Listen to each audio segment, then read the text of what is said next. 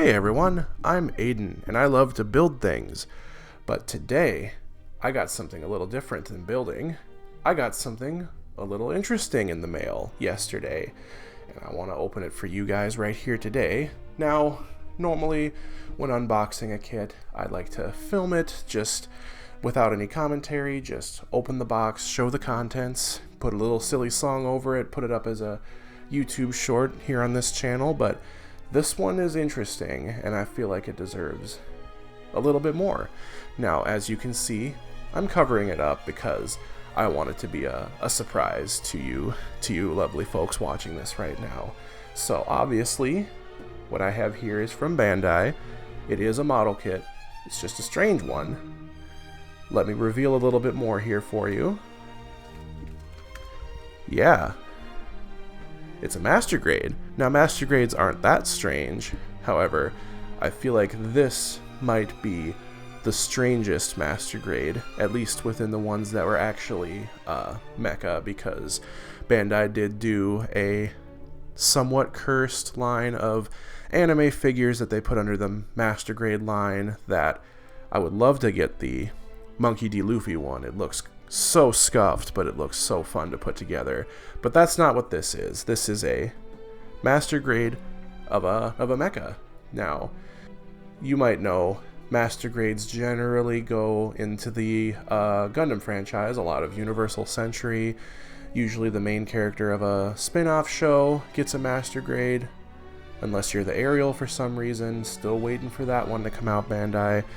But if I reveal a little bit more here, you can see, ideally, if my camera's picking that up, this is from the year 2000. So this is a very early master grade, since they started at the end of the 90s and have been going since, of course, but we're looking at an early master grade, making it even stranger to me. I will tell you this, it's not a Gundam kit. It doesn't belong to any of the Gundam franchises. This is a weird side tangent Bandai seemed to have experimented with at this time that ultimately went nowhere. I think it's about time I take this paper off and just show you lovely people what I have here in front of me. But if you follow me on Blue Sky, you already know what this is. I have with me the Master Grade Aura Battler Dunbine. A non-Gundam 80s anime getting a master grade seems really bizarre to me, and that's kind of the reason I wanted to get this. I have not seen Aura Battler Dunbine. I do want to at some point, just haven't found a reliable place for me to watch it at this time, so I mostly picked this up for the history that it has for Bandai, Gunpla, and I guess Bandai's Plamo lines. And it's, I mean, look at it. Way different than a Gundam kit. All weird, curvy lines, the weird biomechanical thing that Aura Battler seems to have going for it. So, if I make any mistakes about the names of things or what things are, just please bear in mind I haven't seen this show. So, why don't we take a look at what the box has to say. So we have a nice action pose, and then just showing off arm, I guess. Probably just the rubber parts that I'm pretty sure this kit has. Also showing that it does actually have a bit more foot articulation than the high grade Aura Battler that came out at around the same time this one did. And then the hands here, which I hope are made out of hard plastic and not the rubber that the hands of the high grade were made out of. And I'm not talking about that new high grade that came out on Premium Bandai recently. I'm talking about the old, apparently terrible high grade based on this that came out at around 2000 as well. We get a lovely painted view of it. The cockpit apparently does open with the 3 panels like that, and I do know that those pieces there and that orange there are painted. That is not how the kit comes. Just like the pilot figure, which the other interesting thing about this kit to me is I thought the entire point of the Master Grade line was that it was 1/100 scale. This is 1/35 scale, according to the box.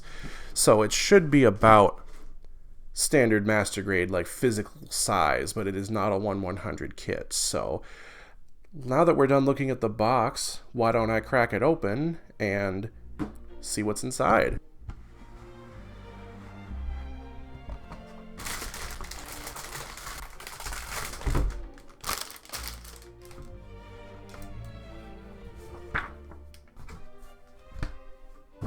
Alright, now before we get to any of the runners, I do want to take a moment to just check out the manual here.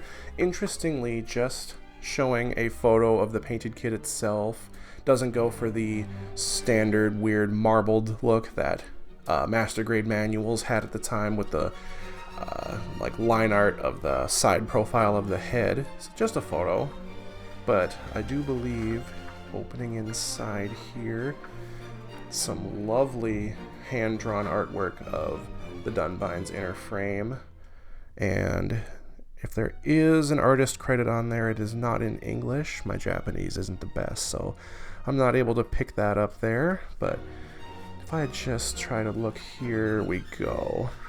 Gotta love the middle pages of master grade manuals, am I right?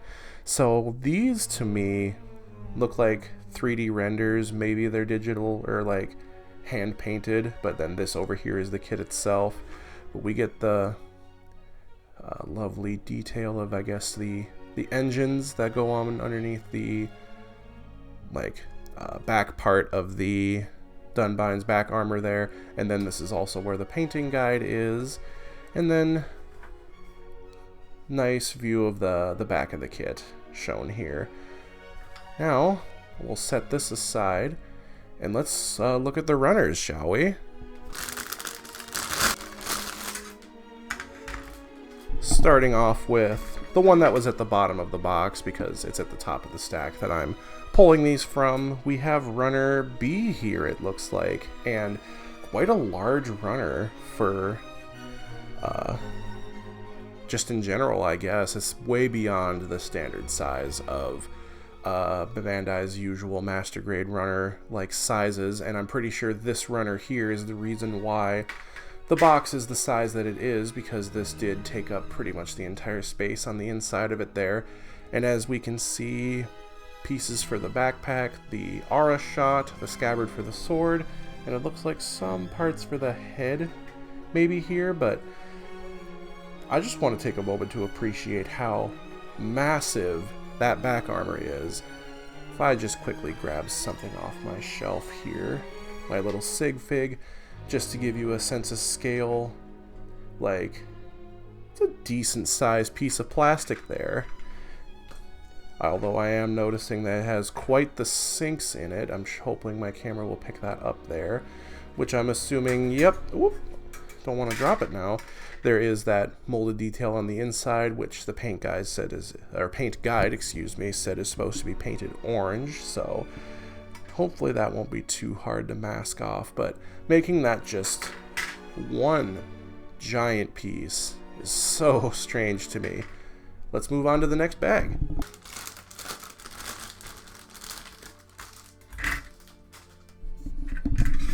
Oh, everything's a mess around here. Yes, I am still holding my microphone like I was in the last video. I have ordered a proper microphone stand to hopefully make future videos after this one easier. I just couldn't wait to unbox this, because this is where we start getting into really strange territory. Look at that. This is kind of like the runners that all of the G Gundam kits come with, for their hands, their feet, and a couple of other things, but we got some piping detail. I have no idea what that is for. I'm gonna guess the neck, and this must be the detail in the elbow and knee joints that the box was bragging about. And then in here, some more armor pieces. It looks like those are the parts for the head here. Runner D. Oh, and this one here is Runner G. Yeah, so I see parts for the groin, the shoulders, the arms, and then of course the head. Decent size stuff here, nothing nothing broken, thank goodness, because I did get this kit imported from Japan because nobody here in the States is selling it. It was on Premium Bandai briefly there, but I wasn't able to snag a pre-order for that. Also, in this bag we got our screws for the kit, which I believe are strictly in the legs to hopefully help with holding up that massive back armor this kit has. But yeah, let's move on to the next bag.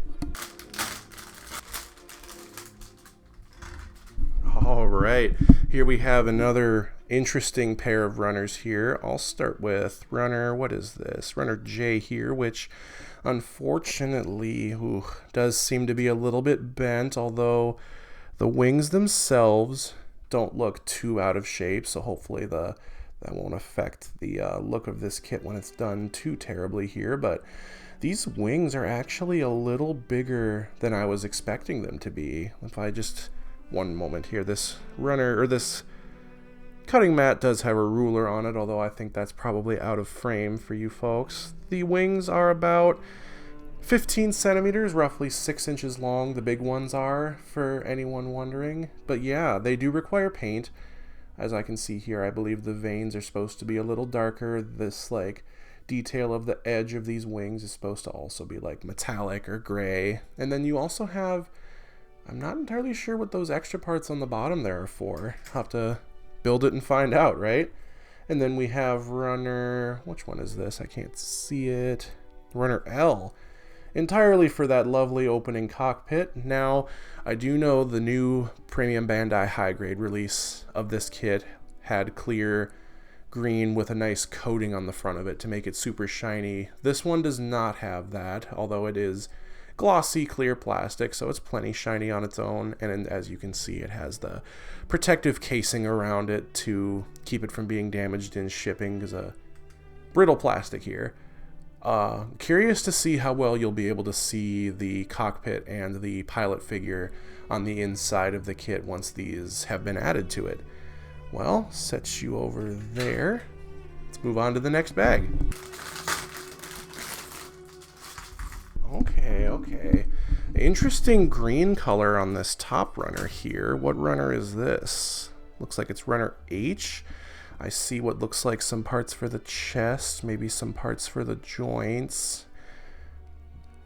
Oh, these are gotta be for the, oh, these are for the feet. I can see that now. They got this gnarly looking wrinkle texture on them. And then I think the rest of this is some of the cockpit detail. I believe that's the seat right there. But it's just this interesting dark green color that I thought this was gray just by looking at pictures of it online.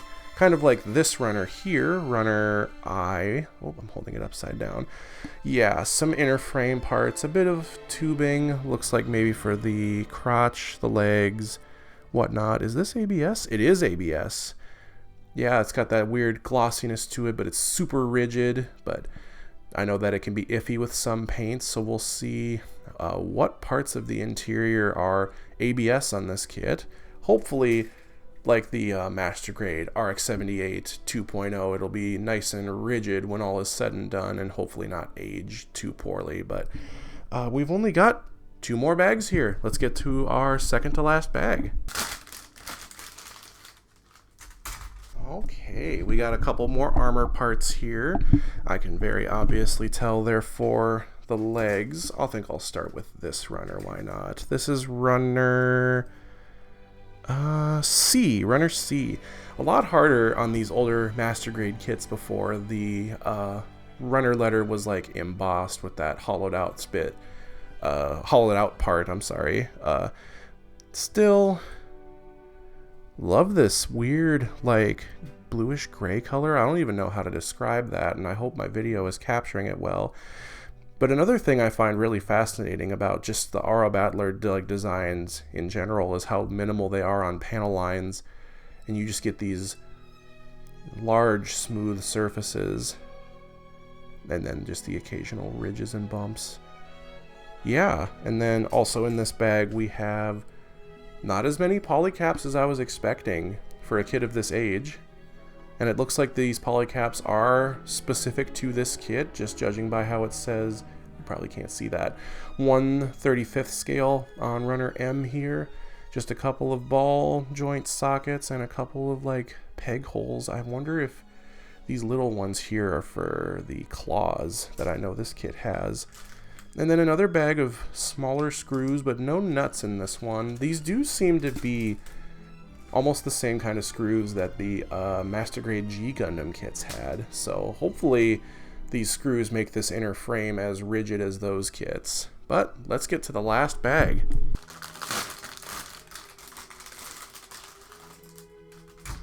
And it turns out I misspoke. There was another smaller bag hiding under this bag, so this is the second to last bag. But here we get our foil stickers for this Master Grade, which seems to be, I believe these blue ones go in the cockpit and the yellow ones go on the head.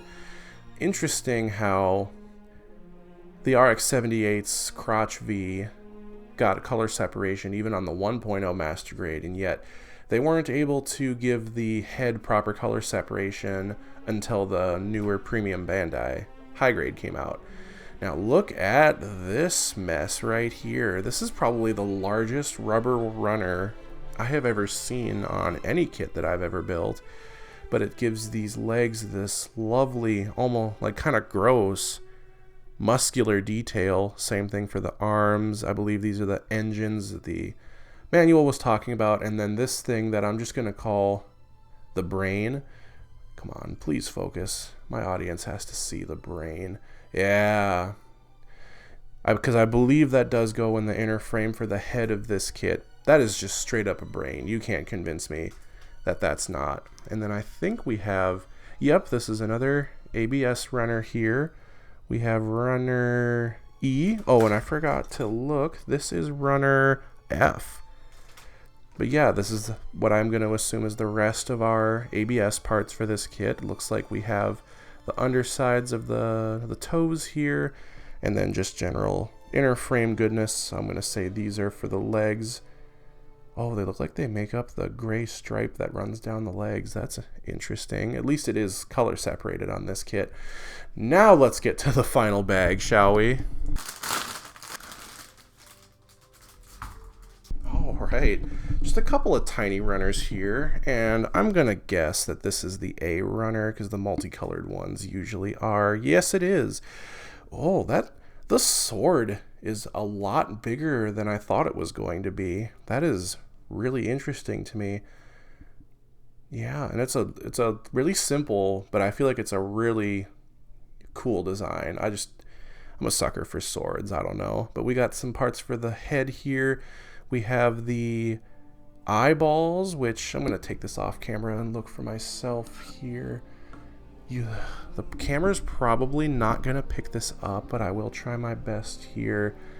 They have like a honeycomb pattern in them that I might just have to take a separate photo and edit it on screen here for you folks. But yeah, and then the only pink parts on the kit, they are color separated, unlike the old high grade. Those were stickers.